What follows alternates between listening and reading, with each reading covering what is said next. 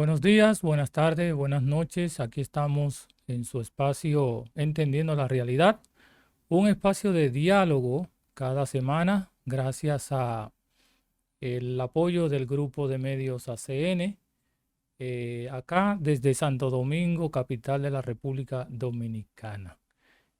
Hoy tenemos un tema interesante, estamos en la continuación de nuestro y como siempre me acompaña Franklin Martínez. Franklin, ¿cómo anda todo? ¿Cómo anda la vida? Bien, gracias a Dios, sustentado en el Señor y alegre.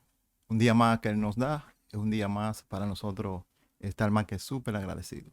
Fíjate que en el diálogo anterior nosotros estuvimos hablando acerca de lo que son los tiempos peligrosos y dimos algunas definiciones acerca de lo que es el tiempo, qué son los tiempos peligrosos, qué significan los tiempos peligrosos y sobre todo cuál es la causa que genera y motiva que nos encontremos viviendo los tiempos peligrosos. Y en esta ocasión queremos continuar con nuestro tema porque dentro de las características que enfocamos a la luz de lo que la Biblia establece acerca de por qué los tiempos son peligrosos, nos queda una segunda lista y entonces queremos reflexionar y pensar sobre esas características. Así de entrada, Franklin, había algo interesante que se quedó en el diálogo anterior y es sobre el concepto de los judíos acerca del tiempo peligroso. Realmente, para ellos, ¿qué significaba esto? Bien, hay que entender varios puntos. Quien establece que los tiempos son peligrosos es el apóstol Pablo. Y cuando Pablo precisa esto, tiene la idea judía de tiempo peligroso. ¿Qué son tiempos peligrosos para los judíos? Hay que señalar que los judíos dividían la historia en dos partes fundamentales. El tiempo presente, que era el tiempo que estaban viviendo, y el tiempo que era un tiempo por venir, que era la edad de Dios, la edad de oro. Entonces, antes de la edad de oro, se esperaba el día o el juicio de Dios. ¿Qué iba a pasar con el día del juicio de Dios? Dios iba a purificar el mundo y le iba a dar plenos derechos a que los judíos disfrutasen a plenitud todo ese tiempo de refrigerio que Dios ya había establecido para con ellos en el Antiguo Testamento. Entonces, dentro de ese tiempo también está un tiempo hermoso que se llama la segunda venida de Jesús, que está profetizada en las partes finales de los evangelios. Específicamente Mateo le dedica el capítulo 24. Si hacemos una comparación, Mateo 24 y 2 Timoteo 3, evidenciamos de que hay un vaticinio con relación a los tiempos finales, que son los tiempos finales de los cuales estamos hablando. ¿Qué habla Mateo? Mateo te está indicando que habrán guerras. Te está hablando que habrán guerras bélicas, guerra biológica, vendrán pestilencia y los fundamentos de la naturaleza serán sacudidos, entiéndase, terremotos, etcétera, etcétera. Entonces, para esos tiempos finales estaban las señales. Pablo decía, ¿cómo sabemos? Los judíos decían, ¿cómo sabemos que estaremos ya en la víspera del fin? Cuando entonces se comiencen a evidenciar las características de estos tiempos.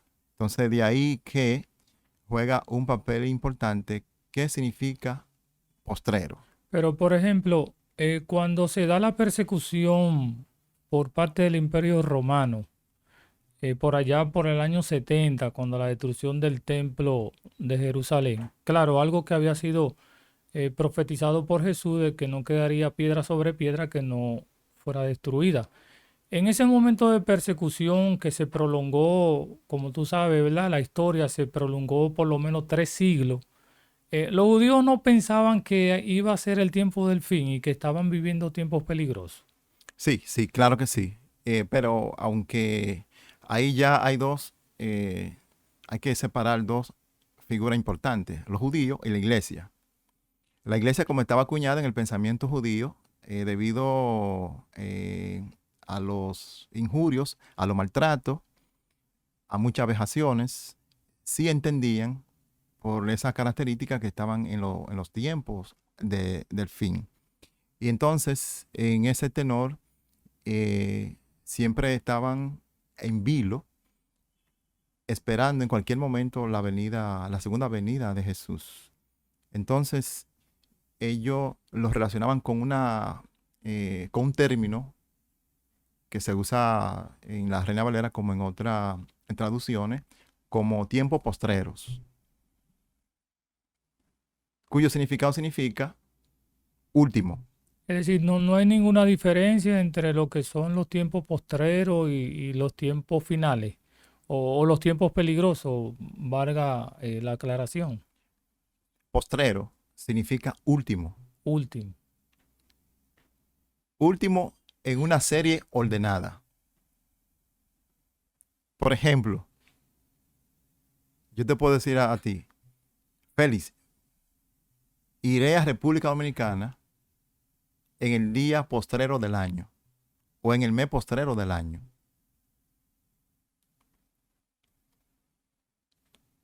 Encontré trabajo en el día postrero de la semana. ¿Qué estoy indicando con eso? Que encontré trabajo el día último de la semana y que vendré a República Dominicana en el último mes del año. Entonces, eso es lo que significa postrero. Del latín, postremus, significa último, que es la misma palabra con relación a su origen de póstumo. Ok. Entonces, los judíos pensaban en el tiempo de Jesús que ya era el tiempo del fin. Sí, sí, Cuando Jesús expuso las profecías acerca de las señales, los problemas, diríamos, de salud, los problemas bélicos de guerra. Es decir, ya los judíos pensaban que en los tiempos de Jesús iba a ser el fin del mundo. claro, basado ya en la visión apocalíptica del Antiguo Testamento. Habían alguna literatura judía que le llamaban Apocalipsis, por ejemplo, el Apocalipsis de Primera, Segunda de Esdras, de Ecno, donde en virtud de las fuertes persecuciones que ellos estaban viviendo y añorando una liberación final de todo eso, entonces entendían que ya era tiempo de que Dios derramase su juicio sobre las naciones y en ese sentido purificase al mundo. Pero obviamente antes de eso, ya ellos presagiaban que llegando ese tiempo, entonces iba a haber una parte final donde el mal iba a tratar de sacudir el bien, haciendo su intento final. Entonces de ahí que cobra importancia la palabra que Pablo le dice a Timoteo. Debe tener pendiente que cuando sigan estas señales que te voy a indicar, eso significa que ya la segunda venida de Jesús, conforme a nuestra doctrina bíblica, está totalmente cerca. ¿Por qué Pablo le dice eso a Timoteo? Para que busque la forma, cómo manejarse.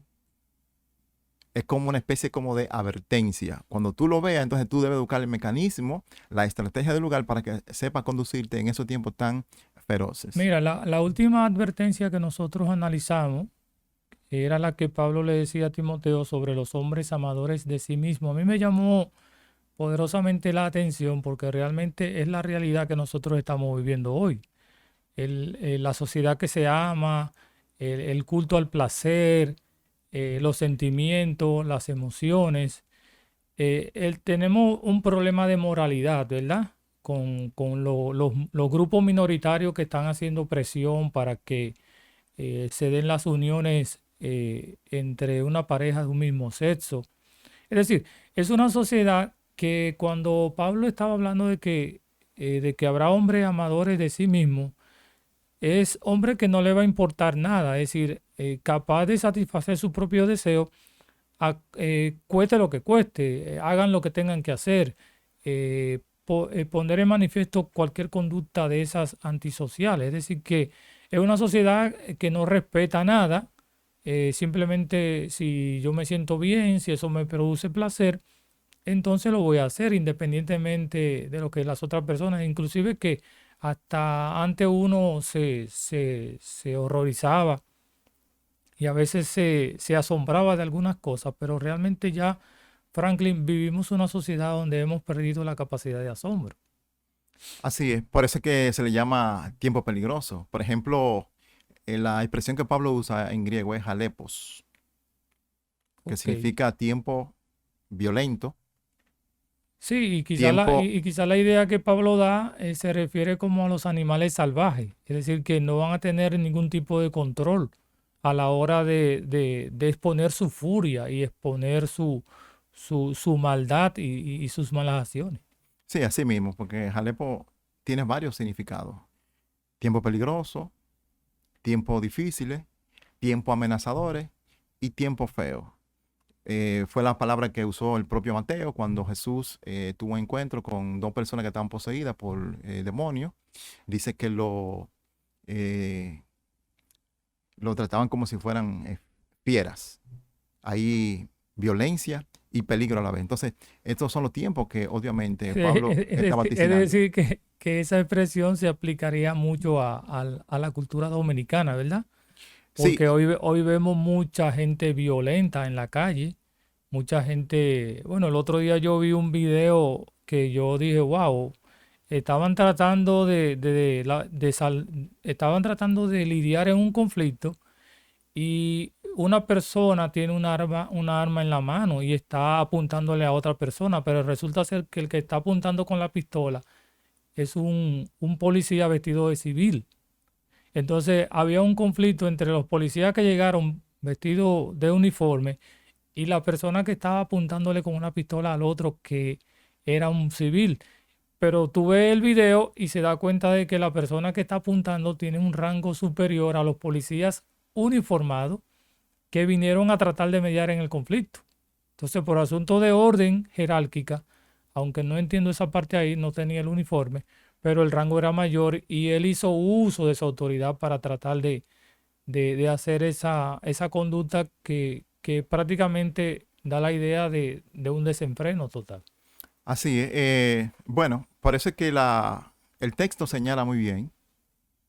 En el año 65 después de Jesucristo, que cuando se presume que Pablo escribe a segunda de Timoteo, obviamente ya Pablo estaba esperando su ejecución en Roma. Ya. Habían algunas situaciones que advertir, que ordenar, que organizar en las Y iglesias. entonces dentro de esas advertencias, Pablo habla de dos cosas, hombres intemperantes y hombres crueles. Sí, precisamente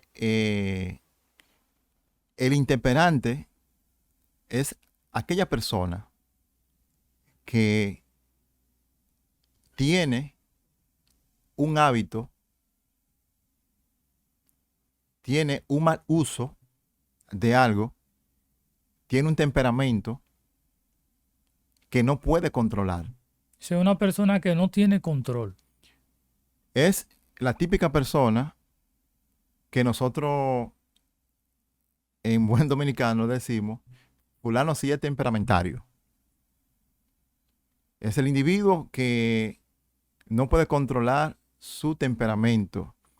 Es el individuo que en cualquier sector de la sociedad donde está, su temperamento florece ante los demás. Y esa conducta, lamentablemente, achica su carrera en cualquier área que esté. Por Es decir, ejemplo, que son gente que llaman la atención, ¿verdad? bueno, Diríamos así. y un ejemplo lo tenemos en el área del deporte. Por ejemplo, en el béisbol, sabemos de algunos peloteros que lamentablemente han fracasado en su carrera o le han dado de baja en las grandes ligas porque ellos no pudieron sujetar su temperamento. El caso de un joven que, bueno, me reservo el nombre por asunto, él indicó que ahora es que se da cuenta de cuán vital era que él en su momento hubiese frenado su carácter o su temperamento, porque eso le troncó su carrera en la Grande Liga. Y hoy Pero, no está en ningún sitio precisamente por eso. pero también podríamos pensar, Franklin, que los intemperantes pueden ser personas que no tienen ningún freno,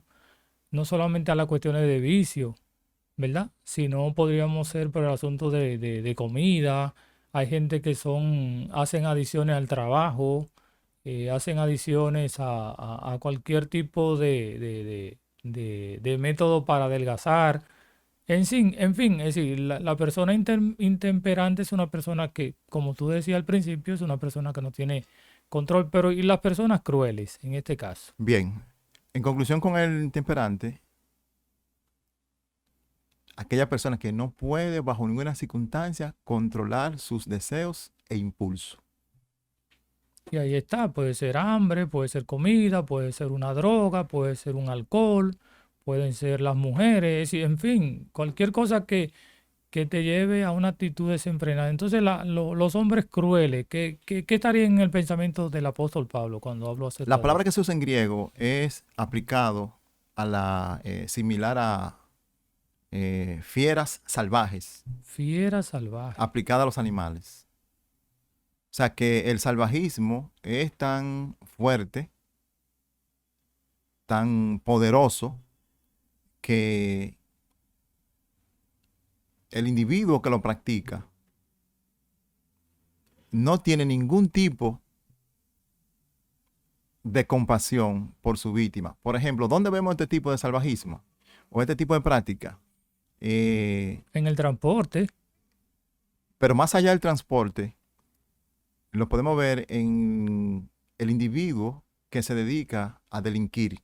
sin la violencia, Por el ejemplo, tigueraje. es el típico individuo que está en un lugar y requiere hacer un hecho funesto, un hecho aciago, y entonces está el asedio de su víctima. Cuando ve la víctima, sea un niño, sea un anciano, sea la persona que sea, con tal de cometer su hecho, le arrebata la cartera. Si tiene que darle un tiro, le da un tiro. Si tiene que usar un arma blanca, usa un arma blanca. Y no le importa cómo esa persona haya quedado en el suelo, sino lo que a él le interesa es que él requería ese dinero, que él requería atracar a esa persona para usar esos beneficios. Entonces, Es decir, es un que acto de salvajismo. vivimos una sociedad, Franklin, totalmente violenta, extremadamente violenta. También es típico del salvajismo al cual se refiere Pablo cuando lo evidenciamos en una protesta, en una huelga, donde hay confrontaciones, algunos agentes cuando reciben órdenes de disparar, de repeler la acción, eh, se ve muy claro que sin compasión le entran a las multitudes y provocan fuertes heridas, incluso hasta muerte, y no se le ve ningún tipo de De arrepentimiento arrepentimiento. ni remordimiento, no, porque ellos se ufanan de que cumplieron una orden y había que aplacar la multitud. Incluso más compasión tiene un perro por su amo cuando sabe que fue grotesco con él mismo y que no debió hacerlo. Se ve al perro arrepentido y casi llorando a su amo. Sin embargo, este tipo de gente, cuando cometen ese tipo de salvajismo, el cual describe el apóstol Pablo, no demuestran arrepentimiento, ningún tipo de solidaridad ni remordimiento por alguien. Es muy fuerte, Franklin, lo que nosotros estamos hablando y diciendo, porque realmente es la radiografía de la sociedad en que nosotros vivimos hoy, ¿verdad? Una sociedad extremadamente violenta. Pablo también habla, Franklin, de los hombres que aborrecen lo bueno. Oye, sí, ya sería la parte contraria. Hombres violentos, hombres intemperantes, pero ahora son hombres que aborrecen hacer la cosa buena. Sí, por ejemplo, es la típica persona que está dedicado a vivir una vida tan depravada, tan fuera de lo normal, tan fuera de la moral, que lo que menos le gustaría es juntarse con alguien que le pueda encaminar al bien, o que le pueda aconsejar, o que le pueda orientar. Incluso, si ven una cosa buena, si ven a una persona buena y ven por allá lo contrario, te odian a ti, porque tú a ellos no les representa nada. Te ven con desdén, te ven con asco, con algo repugnante, porque tú le estás lacerando sus derechos. Sí, ahí está el que no roba, el que no hace lo mal hecho, pasa por desfasado, anticuado, fuera de moda, ¿verdad? Más serio de la cuenta. A veces te dicen, no, pero es que tú eres demasiado serio. Tú eres demasiado, en el caso del lenguaje evangélico, te dicen, no, es que tú eres demasiado santo, tú eres demasiado puro, tú eres muy puritano, tú eh, tratas siempre de estar fuera de lo que para ti significa peligro, pero realmente nos encontramos con personas de esa categoría. Y eso se ve en todas las esferas de la sociedad. Por ejemplo, en la vida política, fulano no reúne las condiciones para estar aquí, porque para estar aquí hay que ser tigre, y fulano no es un tigre. Sí, hay que aprender a robar, Para aprender a aquí, hacerlo mal hecho, para estar aquí hay que hablar mentira. hacerlo mal hecho. Fulano no miente. Para estar aquí hay que tener osadía de realizar cualquier tipo de cosa sin tener ningún tipo de remordimiento. Fulano, entonces, como tú no eres parte de ese círculo, te sacan, porque ellos lo que aman es más su propio bien que cualquier otro. Tú sabes que me viene a la mente una expresión de la Biblia. No sé, ahora no recuerdo quién fue que lo dijo, pero quizás tú me ayudarás. Creo que fue el apóstol Pablo. Dice que el que quiera vivir justamente, o en otras palabras, el que quiera siempre hacer lo bien hecho, estará sujeto a experimentar persecución. Es decir, en otras palabras, lo que yo entiendo que Pablo está tratando de decirnos es que tú te van a venir cosas malas por tratar de hacer lo que es bueno, por tratar de hacer lo que es correcto. Y siempre va a estar en ese nivel de tensión porque te va a encontrar enemigos involuntarios, ¿verdad? Te van a encontrar gente que no quieren saber de ti, pero por ninguna razón, simplemente porque tú haces lo que es correcto, lo que está bien hecho. Oye, aparte de eso, entonces, como está la justicia a nivel mundial, si usted es serio y alguien entiende que usted le puede afectar sus derechos, le levanta un expediente. Y el malo no es el que cometió la fechoría, sino es el malo usted a quien está acusando. Para usted demostrar que usted es inocente, usted tendría que esperar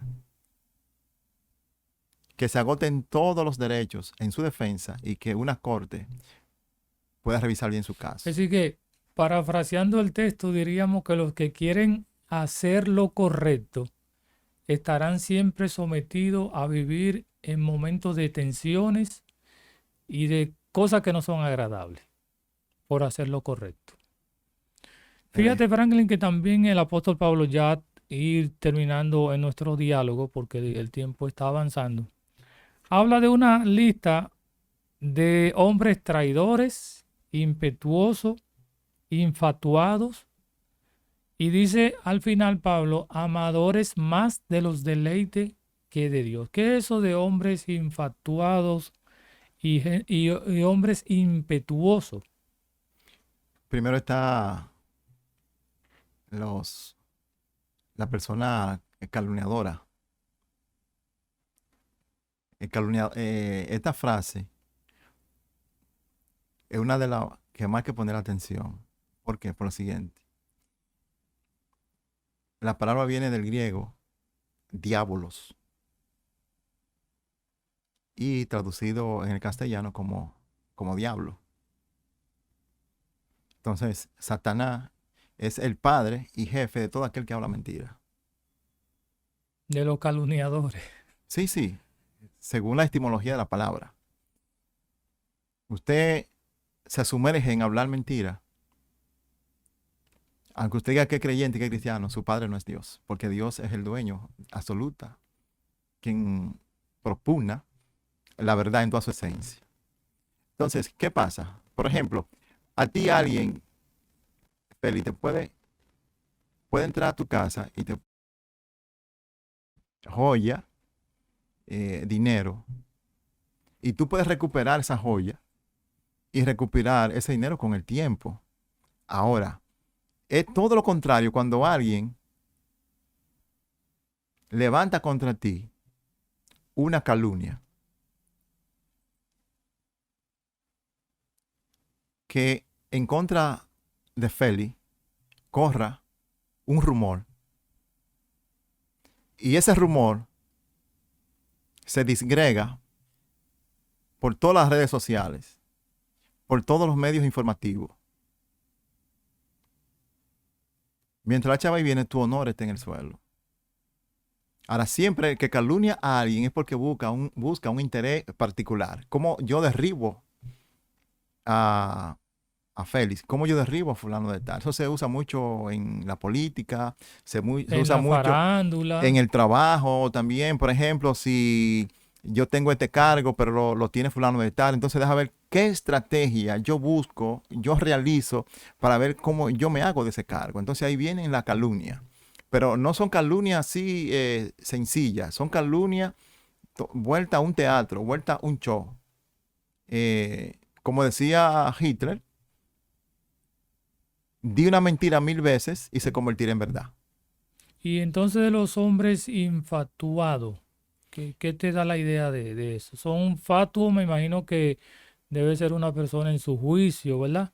El infatuado es la persona engreída, la persona orgullosa, la persona vanidosa, la persona que a sí mismo se cree lo mejor. Yo voy para un sitio, pero internamente él dice, la persona que va a tener mayor representación en ese sitio soy yo, porque yo reúno todas las condiciones. Soy académico, tengo dinero, soy de la alta sociedad, poseo un excelente vehículo, sé cómo comunicarme y sé cómo dirigirme a los demás. Ellos son los que debieran de estar orgullosos porque yo voy a estar en ese lugar. Entonces, es el típico individuo también que le gusta mucho la vanagloria y ser un fanfarrón. Bueno, bien, Franklin, hemos hecho una radiografía acerca de las características de los tiempos peligrosos, identificando ejemplos que son vivientes, ¿verdad? Que estamos viviendo en nuestra sociedad. Así que creo que el tiempo se nos ha agotado, no hay tiempo para más y nos volveremos a encontrar en nuestro próximo diálogo de Entendiendo la Realidad.